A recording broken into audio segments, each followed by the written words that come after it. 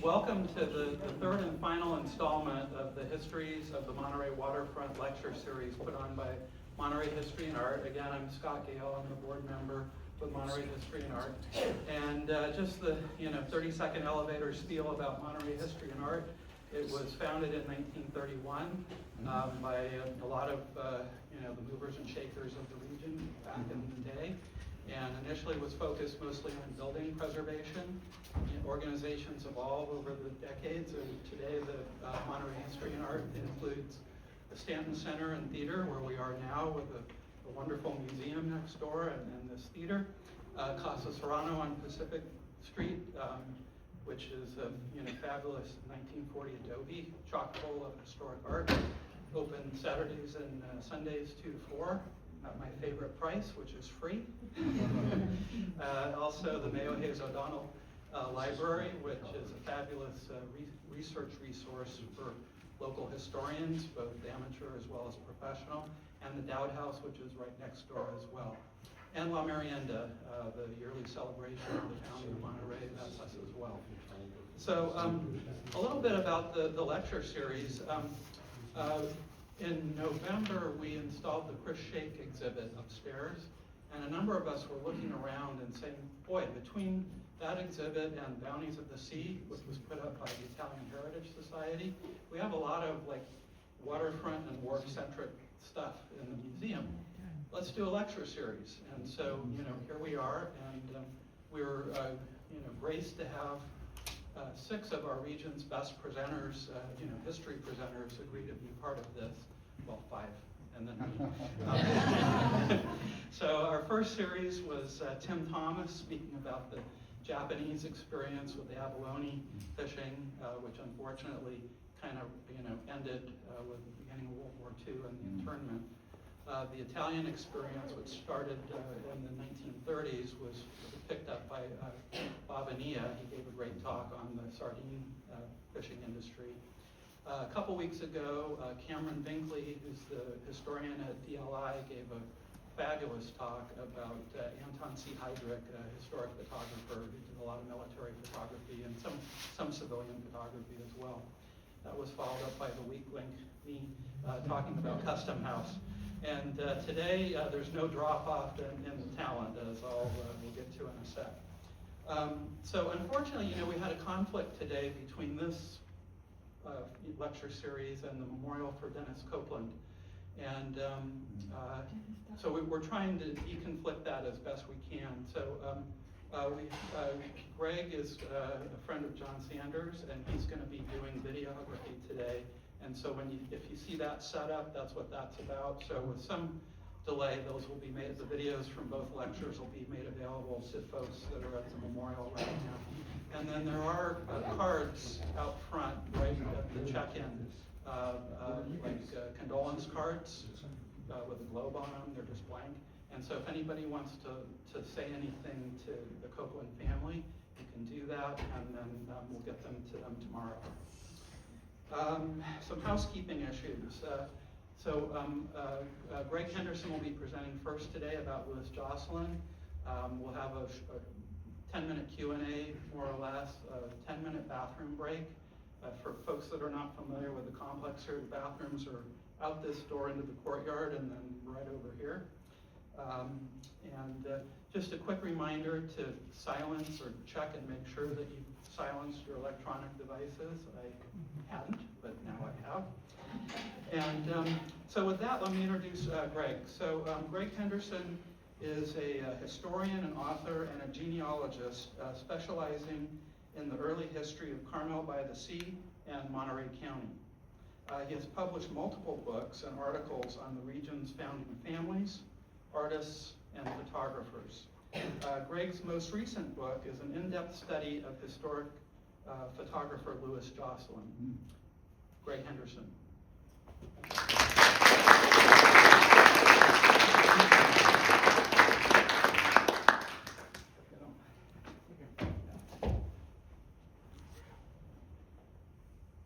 Good afternoon.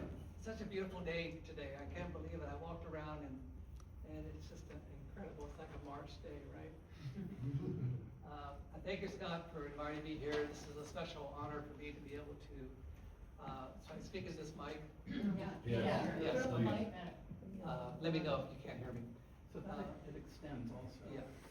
So this is a great honor for me because I'll just display my book real quick. I did write this book, and I'm really proud of it. And it's this it's an amazing opportunity for me as a researcher. I don't think this mic's. Get the mic close, please. Okay, sorry. Maybe it's not on. We need a little setup. It's on. Okay, can you hear me now? Yeah. Yes. All right. All right. So, again, thank you, Scott, for inviting me here. It's a great honor. I want to acknowledge that Trudy Josselyn Salter is here in the audience, and she is the daughter of one of the Lewis's brothers, Windsor Josselyn. And so this is a great opportunity to see her. I just heard that Rachel Josselyn Asa is here. Is that true? There she is. And she is the granddaughter of Talbert Josselyn. We can't hear you because you're not using the mic. Yes, I'm so sorry. So she is the granddaughter of Talbert Josselyn. So again, these folks have been very good in helping to contribute to photographs that you will see today in this presentation. A little bit about myself. I was born in Carmel, and I went to Pebble Beach, Robert Louis Stevenson School, which is a great opportunity for anybody that's been there. And we lived on Dolores Street, not too far from the post office. And now we have a house on Carmel Point that we share with other family members. And this photo is very interesting. I went to the Monterey County Historical Society in Salinas and met James Perry, some of you may know, who's the director, and we went through all the Josselyn photographs. And this particular photograph was not in the albums that were available to me. So James is very good about doing his own research, and he uncovered this photo in a filing cabinet tucked away, probably one of Pat Hathaway's filing cabinets that came over. So, and this is later I found the same photograph in an article at the Monterey Public Library. So, and this is a great biography of Louis Josselyn if you haven't seen it. So who is Louis Josselyn? He was Carmel's early commercial photographer. And today we're going to take the journey of his time in San Diego to going to school in Boston and then coming to Carmel. And you'll see some unpublished photographs that you've never seen before because of the research that I've done. And this particular photo was courtesy of Rachel Josselyn Asa. A wonderful picture of Louis, by the way. Now, his parents were born in Massachusetts, and they came to San Diego later in life. Alice Lamb Josselyn, the mother, was involved in the Red Cross, the Forest Theater, and the Abalone Lake. The father, Charles Louis Josselyn, was into real estate, mining, and railroad development. When he died in 1917, he left $120,000 in U.S. Liberty bonds to his children, which was a great advantage, or some people could say a disadvantage, but hopefully it was an advantage. So Louis was born in 1883 in National City near San Diego. He developed an early interest in art and photography, and his parents sent him to the Eric Page School in Boston in 1990. He was only 17 years old at the time. During that time in Boston, he developed an interest in photography and did a lot of documentation work. And you can see three pictures. The Massachusetts State Building, the Museum of Fine Arts building, and the Boston Church Cemetery. When he returned from Boston to San Diego, he went up north, and one of his assignments was to photograph the Black Butte Summit train collision near Mount Shasta. So this is a wonderful picture. You can see it's very clear and crisp. And these photographs were published later in a book called Pacific Slope Railroads. So this begins his documentary recognition. In 1904, he started traveling. So he traveled to Salt Lake City, and he did this first photograph of a row of poplars, where he won a prize in a contest. In 1905, he went to Mexico City and did this photograph of Poets Walk, which is in a park in that city. This was published in Burr Macintosh Monthly. It's giving him national exposure. Here's a picture of the U.S. Navy battleships, the Great White Fleet, done in 1908 in Southern California. And it marks a major international Navy event that he photographed. Okay. Now this is a wonderful picture of the three boys. 1913 photo with brothers Talbert, who was born in 1886 in Massachusetts. Why Massachusetts? Well, even though his parents lived in San Diego, they would go back east because of family members and perhaps business. He became a writer and actor. He wrote 2 novels that were turned into films. Windsor, on the right, the younger guy, was born in 1895 in San Diego, and he developed an interest in writing and acting.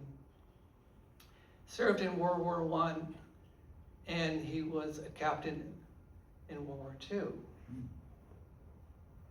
Here is a Ancestry.com family tree that I put together. It shows the parents and the 3 boys, Talbert, Windsor. They both had children except for Lewis. They decided not to have any children. He moves to Carmel in 1914, which was a haven at the time for writers and artists. He rented a house on Casanova Street.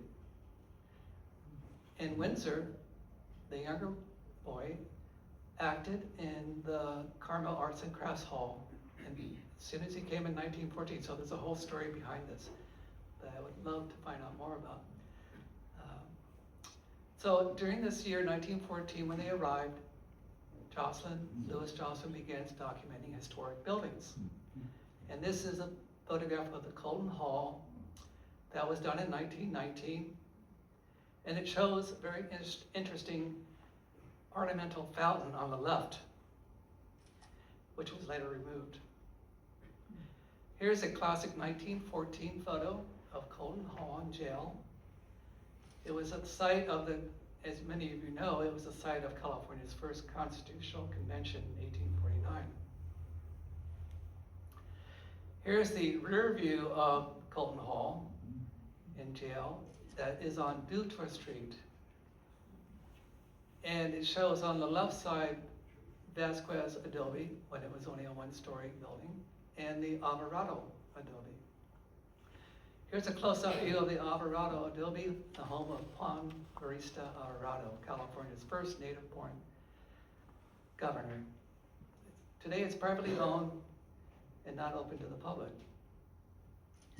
As you can see, very little has changed since the photograph was taken in 1916. Here's a 1924 photo of the House of the Four Winds. Colton Hall is behind it. It's the first hall of records. Imagine Lewis standing on that red tall roof to capture this perspective. His contemporaries. We know that Edgar A. Cohen was living at the time, and he did this wonderful picture of the Carmel bathhouse in 1904, which Lewis also photographed. Another contemporary, Louis S. Slavin, became friends with Lewis, both named Lewis in a sense, and they exhibited together their photography. And this is a picture of Colton Hall in 1912. In 1879, Robert Louis Stevenson stayed at this French hotel, and here in the top picture is a 1915 rear view of that building. The next one is the 1922 front of the building, and the last photo shows Josselyn experimenting with moonlight photography. So this is done at night. And he registered copyrights for the word moonlight, which is interesting. You'll see another moonlight picture later on. This particular picture appeared in the Oakland Tribune in 1922, giving him a wider audience. Notice the photo credit. Photo by Josselyn. This is the Sherman Rose House, photographed in 1915. It was on Alvarado Street, and apparently a rose was planted by Lieutenant William T. Sherman, and that's why it has the name. The house was moved in 1922 and rebuilt by Percy Gray, the artist. Here's a great photo of the first frame house, photographed in 1915, was on Webster Street. It was the home of Lady Allen. She lived there with her son and family, but it was demolished in 1923. As you can see, it's almost demolished there. So all these photographs you've seen so far are, we're getting ready for a 1916 calendar. So he publicized in the Carmel Pine Cone in 1915 that he wanted to sell a calendar. And he sold them at the Bluebird Tea Room in the Carmel Cone office on Ocean Avenue. And again, we have a 1929 calendar photograph that he did showing the road crew for the road from Monterey to Carmel. Here's a wonderful, it's probably one of my favorites, picture done in that, well, we'll get to it in a minute. So first of all, in 1915, he joins the Forest Theater. So this is a very important aspect of his life, where he documented sets and actors and productions. And this is a lovely picture of Ruth Custer, the wife of Edward G. Custer, in 1922 with a backdrop of Caesar and Cleopatra. He became the official photographer for the Forest Theater. He documented sets and productions. He also had a role in stage lighting, which is interesting. And here's a quote, I'll quote it. This is from Lewis. "Never let lighting detract from the spoken line, nor descend to a trick effect just because it's a good trick. Light is the medium to which a production swims, but you must never forget the production in the medium." Isn't that wonderful? Here's July 1915, he started doing his photographs for the Forest Theater, and this is on the left is an actor in the play Junipero Serra. The one on the right happened the same month, and it was for the Midsummer Night's Dream. And his brothers, Windsor and Talbot, acted in these plays. And these photographs are quite good. They're the actors in the play Treasure Island. You know, Robert Louis Stevenson wrote Treasure Island in 1881, shortly 2 years after he visited Monterey. And some people think that the coastal scenery in the book resembles parts of Monterey, including Spyglass Hill and Point Lobos. Now in 1917, Lewis goes off to war. And this is a lovely picture of him, and you can see on the right, he's a little shorter than the other guys. Apparently from the military records that we could find, he was only 5'6". Not bad. I'm only 5'8", so. So he served in World War I at the age of 34. And this is showing his uniform. He was stationed in France at the base hospital number 34. His photographic duties were for the American Expeditionary Forces. The top picture is the X-ray room at the hospital. And then we see General Pershing visiting the hospital. During this time, he met his future wife, Jeannie Richard. She was a nurse. And they got married in New York City in 1920. They built a house on Santa Rita Street. And he took his war photos and he exhibited them at the 1920 Arts and Crafts exhibition. He also was a member of the American Legion Post number 41.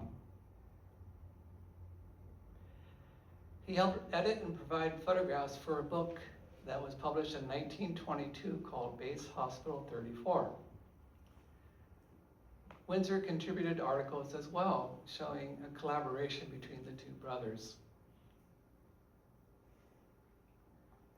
He returned to Carmel, and he returns to the Forest Theater, and in 1922, he starts working on productions.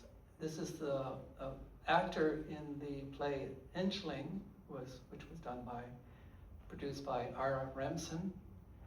And on the right, we see the 1924 play Mr. Bunt. And Talbot and Windsor are on the left of that picture. And they were involved in set design. Now here's a building that I just saw today for the first time, which is the California's first theater that's on Pacific Street, west of the wharf. And this is a 1920s photo documenting historic buildings. It was built in 1847 by Jack Swan, and only later became a historic landmark in 1934. So Lewis was looking at these buildings and trying to capture them before they were changed. In 1929, he took a photo of this Fremont House at 539 Hartnell Street. It was occupied by General John C. Fremont. In 1846, during the American occupation of California. Here's a 1920s photo of the Custom House near Fisherman's Wharf. It's one of the oldest government buildings in California. This is the Monterey Pioneer Bakery, photographed in 1928. It was owned by Henri Escalay, who was a Carmel City developer. Very interesting guy. And then the next picture is a 1931 photo of Sherman's headquarters, built in 1834 by Thomas Q. Larkin. Still stands today. Here's a Monterey Peninsula Community Hospital, photographed in 1934. It used to be called the Grace Deer Clinic. It shows Josselyn documenting modern developments, not just Adobe's. One of his favorite subjects was the Monterey cypress trees. They were widely published in books and magazines, including House and Garden. Here's one of my favorite photos, and everyone I'm sure in this room has seen it, called the Lone Cypress, at Midway Point, which was considered 8 miles from Hotel del Monte. It's an iconic landmark that's still heavily photographed. Here's a similar photo, 1936. They returned to the same tree, and on this particular photo on the reverse side, it says Stillwater, Midway Point, 17-mile drive, Monterey Peninsula, California, copyright 1936 by Louis Josselyn. So it shows his careful documentation of his work. This next picture is the only known photograph or only known painting, oil painting that I could find. It was exhibited at the Monterey County Fair in 1931. And on the reverse of this painting, it says Monterey Cypress, 17 Mile Drive, California, by Louis Josselyn, Carmel, California. But he never promoted himself as a painter. Please correct me if I'm wrong about that. Now we're going to shift to disasters. So this is a photograph of the Associated Oil Company's tanks where crude oil was stored. You can see warships in the distance on Monterey Bay. This is the Frank H. Buck oil tanker that ran aground on May 3rd, 1924 at Point Pinos, Pacific Grove. It was a major event, and you can see the bottom picture shows some vintage cars. In September 14th, 1924, lightning struck one of the oil tanks. The fire burned for 2 days. Windsor was a volunteer fireman during this time. They needed help. And this is a quote from him that was in the paper. When the first tank boiled over, it seemed for a minute that the world was at end and that we were in hell. The air was filled with burning oil, and Lighthouse Street was a river of fire. Can you imagine? Now, the Hotel Del Monte fire was a big thing. That happened on the same year, September 27th, 1924. You see Fire Chief William Parker standing in the ruins. These photographs were widely published in local and national newspapers and magazines. And the hotel reopened in 1926. This photo was published 26 years later, June 12, 1915. So its images continued in circulation. Here's the lovely Theater of the Golden Bough. So this top picture shows you the theater that's behind what today is the Cottage of the Sweets.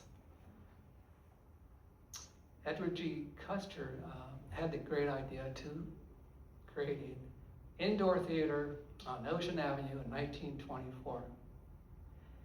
So in Josselyn, Louis Josselyn was very much there at the time, photographing the opening and capturing the excitement of Carmel's growing theater scene. But on May 20th, 1935, fire destroyed the building. It moved to Monteverde Street. It was rebuilt, and today is known as the Golden Bough Playhouse. Now we'll get into the Monterey. In 1930, this is a shot of moonrise over Monterey Bay. So this is that moonrise photo I mentioned. It demonstrates Josselyn's exploration of moonlight photography. Here's a 1914 view of Monterey Bay and Harbor from Presidio Hill. Great picture. A 1929 photo of Monterey Bay, Fisherman's Wharf, and the Municipal Wharf from Presidio Hill. Booth Cannery is shown on the right side.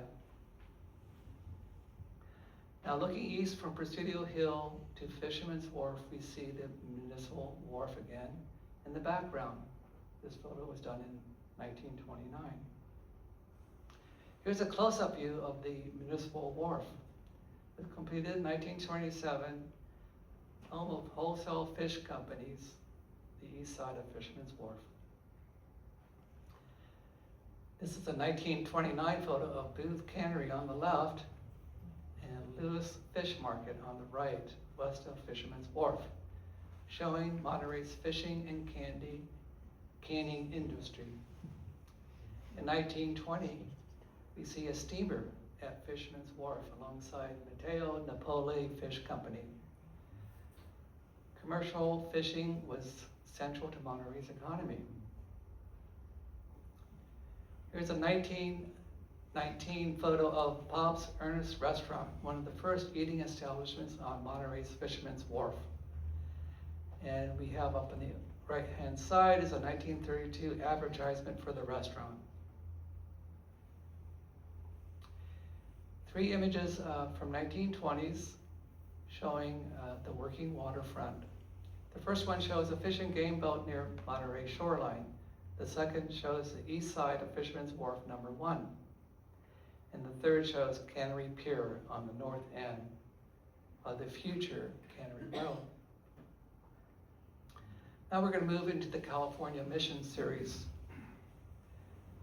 So he started doing this, doing photographs for the California missions in 1909, but this is a 1929 photograph of the San Carlos Cathedral in Monterey. It shows his interest in historic architecture and religious heritage. On the left, you see the 1909 photograph of Mission San Diego and the San Diego River. The middle picture is the 1915 Los Angeles Plaza Church. And again, on the third is the San Carlos Cathedral that was, of course, built in 1794, founded by Junipero Serra. Here's another view of the San Carlos Cathedral from across Lake Estero. Not too far from here. He liked to photograph the Carmel Mission, the restoration starting in 1919. In the first photo, if you look closely, it shows that the memorial chapel on the left side of the building had not yet been built. Other missions that he photographed were the Mission San Francisco and the Mission San Antonio. Now, he photographed notable figures like Robertson Jeffers and Joe Mora. And he was a close friend with Joe Mora. And this is a 1927 photo working on the California cart in his Pebble Beach studio.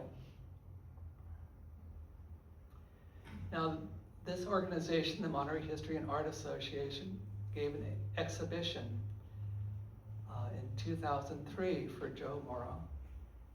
And of course, in this particular document that I'm showing, back to the drawing board with artist Joe Mora, Lewis shows off his photographs. Some of his major works include the Poppy Nymph, that was photographed by Lewis in 1916. And this was an early major work that was exhibited at the Panama Pacific International Exposition in 1915. Here is the Mora's Doughboy sculpture photographed in 1920, showing left to right Windsor Josselyn, Joe Mora, Alice Josselyn, the mother, and Jeannie Josselyn, his wife. So these are close connections among the Moras and the Josselyn family. A lot of the Josselyn's photographs appear in publications like Joe Mora, Artist and Writer, done in 1998, and Peter Hiller's The Life and Times of Joe Mora, published in 2021.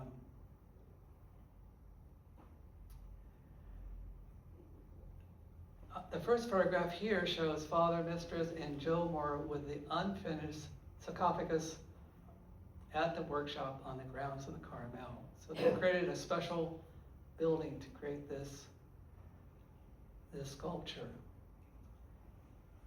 And this was done in 1922. The completed sarcophagus was inside the Memorial Chapel at Carmel Mission. Now, this particular photograph was published in the Oakland Tribune in 1922. However, it gave no credit to Josselyn. The book by Daisy Bostek, Carmel at Work and Play, was published in 1925. And in this book, there's many, many photographs by Lewis. Shows a broad circulation of his work. In 1929, my grandfather, Byington Ford, commissioned Mora to create 3 statues of their 3 daughters. So the first photograph on the left shows Mora working on a clay model of the Spanish dancer. And on the right, in that corner there, you see my mother. The second one shows a clay model of my aunt, showing a connection between the Fords and the Mora and the Josselyn folks. Here is Josselyn and Mora worked together on the Portola Expedition diorama in 1939 at Mora's workshop. These were unpainted sections of the small-scale Spanish soldiers on horseback, exhibited at the Golden Gate International Exposition in 1940.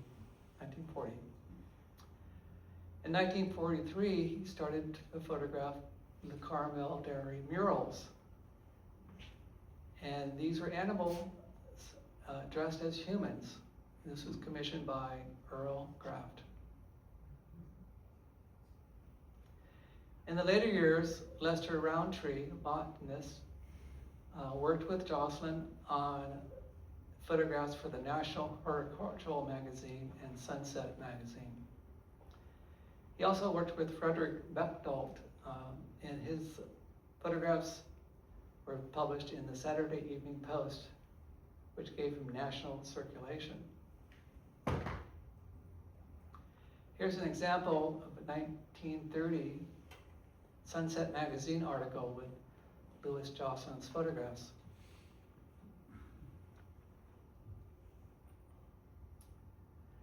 Now, he would emboss his print copyright mark on the front right-hand corner of some of the photographs, not all.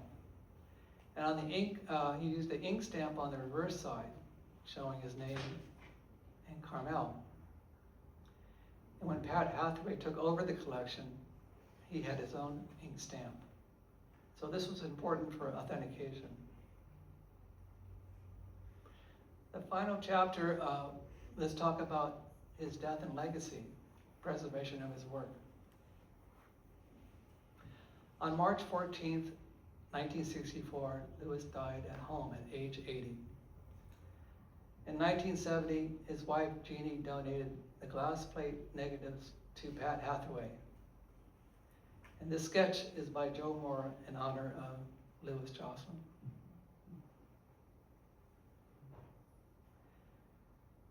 In 1965, his sister-in-law Florence Josselyn gave him a 50-year retrospective at Casa Serrano. And in 1973, she did another 200-photo exposition at the Sunset Center. Pat Hathaway did his own photographic exhibitions in 1973 and 1981. The Harrison Memorial Library contains 358 images that Louis Josselyn did, and these are online, available for anybody to look at. They're on California Revealed and Internet Archive. Wonderful pictures. The Monterey County Historical Society has the majority of them, of course, over 1,337 images. And this organization, the Monterey History and Art Association, has a searchable online collection. Louis, I think, is notable because he preserved visual records before major changes. His archive continues to inform historians and the general public. Here's a great example of his work of the Bixby Creek Bridge in Big Sur in 1932. Here's one of my favorite landscapes showing Carmel Beach, Point Lobos, and it is from the Carmel Pine Cone, this quote: "His camera has caught Carmel's beauty spots. His brush has painted them." Forest Theater's official photographer. Thank you for your time, and I'm happy to take any questions.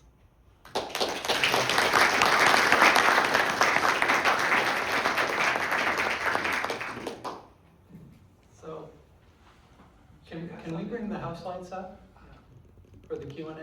Susan, Kathy? Questions? We also have two of the bugs from his ancestry here too. Good, we got one. Josselyn Canyon Road in Monterey, is Yes, that named that's- after? I don't know. I don't think so, but it's possible. If anybody knows, let me know. But all the research I show doesn't include that. I live on Josselyn Canyon Road and I have for 45 years. So I bought photographs from Pat when he was on Pacific Street, and consequently he told me, no, it is not Louis Josselyn. It was actually a Navy, not a pirate, but a trader, a ship captain named Josselyn. Any further questions?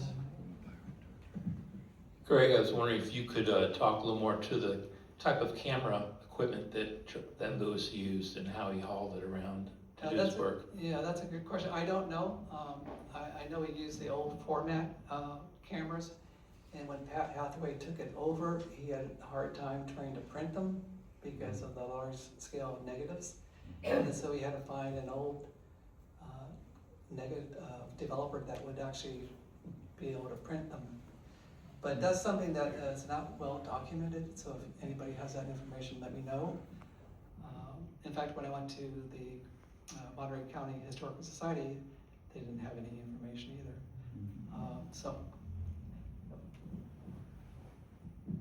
I do have one of his cameras at my house. Wow, there you go.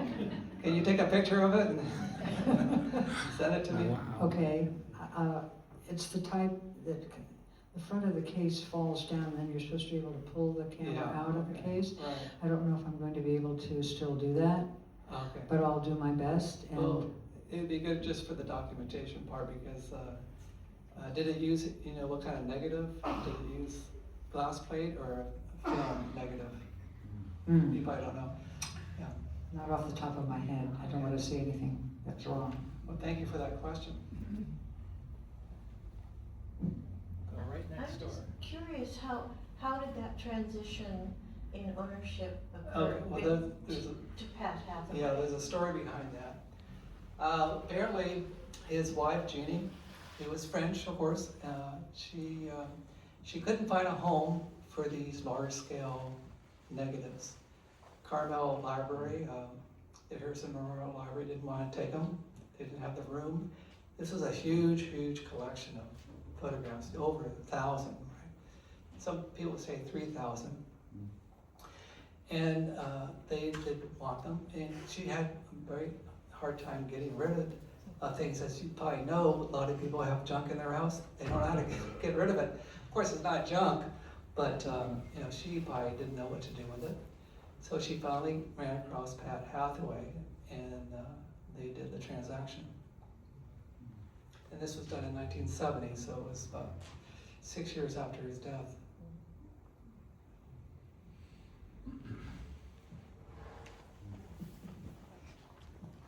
I can show, I think. You had one photo of the Great White, you had one photograph of the Great White Yeah. Fleet. I think that came to Monterey Bay, didn't it?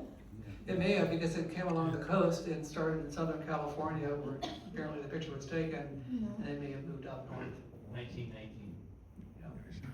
It came here, I think, yeah. Can you talk about his, 1919 was the Pacific. Okay, can you talk about his personality? He seems very serious. well, that would be something that I might defer to Rachel or Trudy. But from what I understand, he was, a normal type of guy, didn't have any weird personality things. Anybody want to make a comment?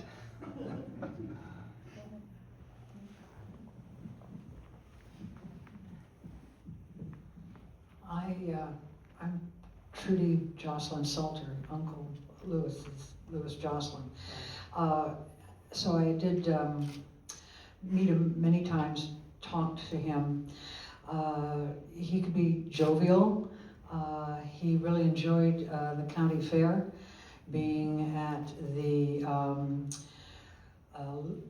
Legion, the World War I Legion group would put on, I think, be in charge of carts, you know, a little donkey in the front type of thing. So he enjoyed being at that all the time. When discussing his photographs and pictures, paintings, he would get into his professional mode, shall we say. I don't really remember any, you know, his sense of humor. But he did, you know, have the two sides of the professionalism, and then you had this. He just got very happy being with his fellow friends out at the county fair. But that was the last time I saw him. Okay, great.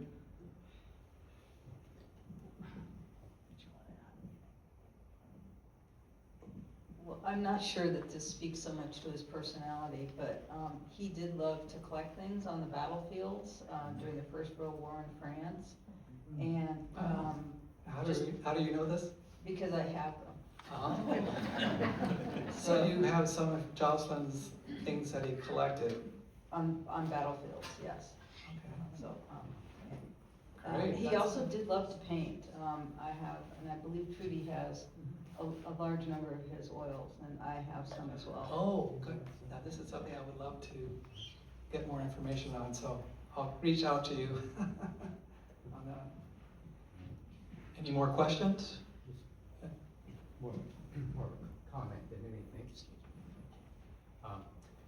Yeah, we have a rather large collection of photographs of Joe Mora at different time periods of his life, family. But also in this collection there's more ephemera and such. And one is a kind of a postcard size, vertical, hand colored. You showed the image of one with the anthropomorphic rabbit with the camera set up. Well, that's hand drawn on the front of the card, Right. and it's an invite over to Bergdorf's, Ferdinand Bergdorf, so very close friend and neighbor of Joe Mora's. And on the back, everybody that attended signed in. The occasion was the Joe Mora's older brother, Francis Louis Moore, was visiting, and so they're throwing a party for him, a reception and all. And I counted, I mean, it's time the who's who. All the Moore family was there, and so many others. But I counted. Well, Louis Josselyn was there, his wife, and probably I think 3 others. The Josselyn family signed in. So I thought it was kind of interesting. Very It was nice nice. to see what you had there. Thank you. Okay, any further questions? Okay, super. So let's take a 10-minute break, and we'll, rendezvous and start promptly. I'll mention that both of our speakers today have books for sale, and so Greg will be in the atrium during the break as well as after both talks are done. I think, John, you may have some setup work to do with your computer, but if John gets a free minute, he'll be out there also, and then they'll both be out there at 3 p.m. All right.